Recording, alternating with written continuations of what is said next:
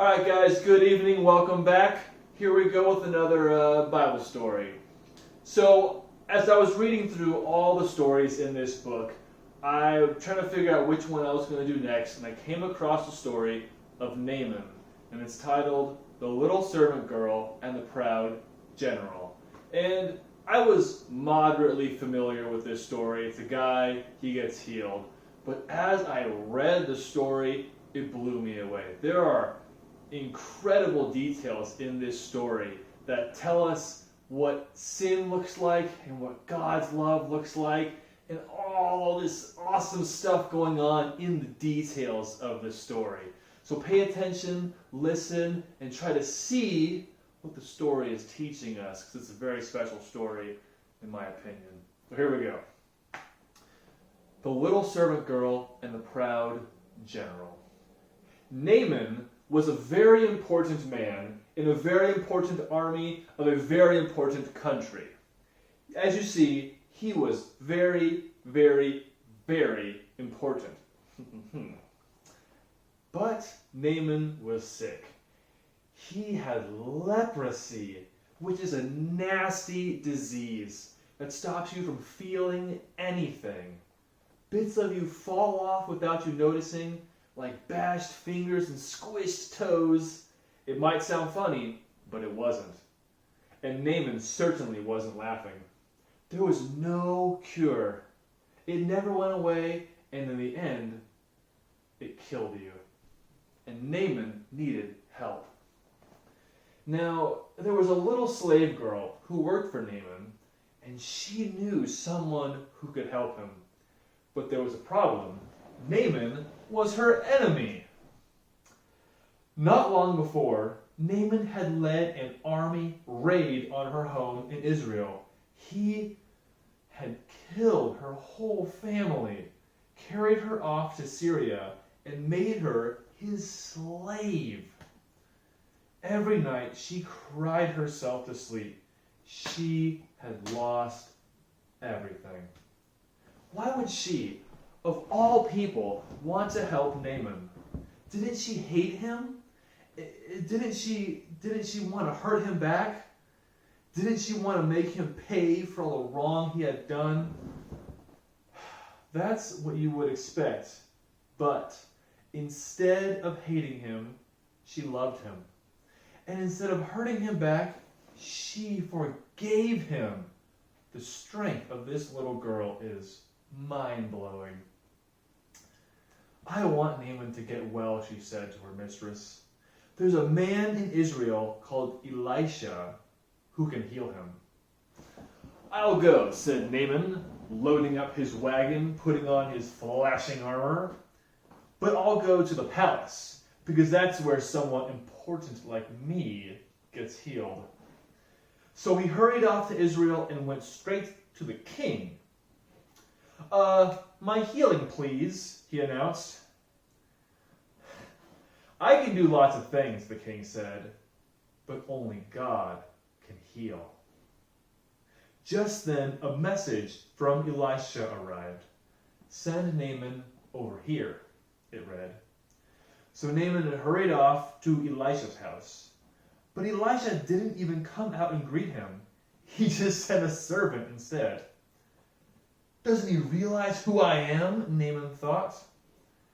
But what the servant said next made him even crosser.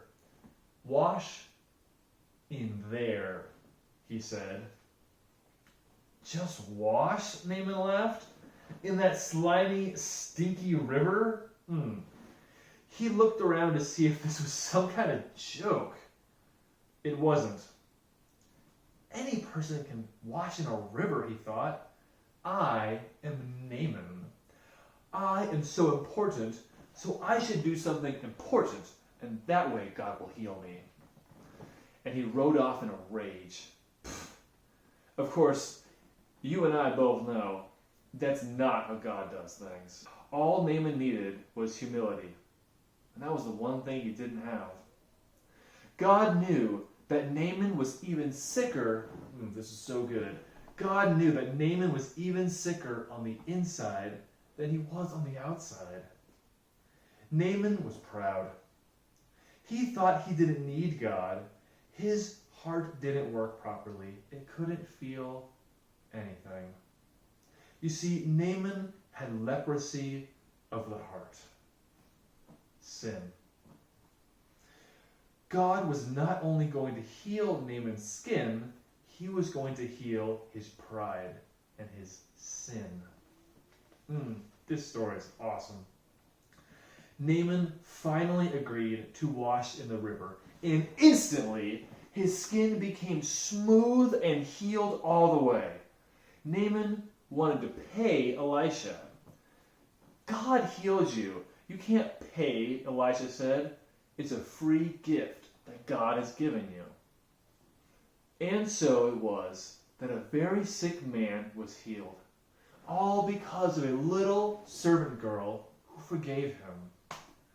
God knew that sin is like leprosy. It stopped his children's heart from working properly, and in the end, it would kill them. Years later, God was going to send another servant to forgive as she did, to forgive all of God's children, heal the terrible sickness in their hearts. Their hearts were broken, but God can mend broken hearts. Man, oh man. The meaning and the significance behind this story is incredible. Naaman is sick, and the sickness makes it so that he can't feel anything. That's what sin does to us. The more sin creeps into our heart, we can't feel what's right and what's wrong. It's like we're blind, we can't feel it. And the longer a person has this sickness, leprosy, the more parts of their body start falling off. Just like the longer we have sin in our hearts, the more parts of our life we start losing to sin. And like it says right here, there's no cure. It never goes away, and in the end, leprosy kills you. Just like sin. There's nothing that we could do by ourselves to cure sin. And it makes things worse and worse and worse. And in the end, without a Savior, we would die. And that's what Jesus did. Just like this little girl, Naaman had done terrible things to this little girl, made her a slave and killed her family. But she forgave him because the love of God was in her heart. Just like Jesus, we've done sin. We've hurt him. We've broken God's heart. Despite all of that, God forgives us. And that when he was healed, like Naaman said, you can't pay for this. It's a free gift that God is giving you. Just like Jesus, when he saves us from sin, it's a free gift. We can't pay for it. We can't earn it. There's nothing we could do to have it other than just accept it. And that's the story of Jesus and his relationship with people.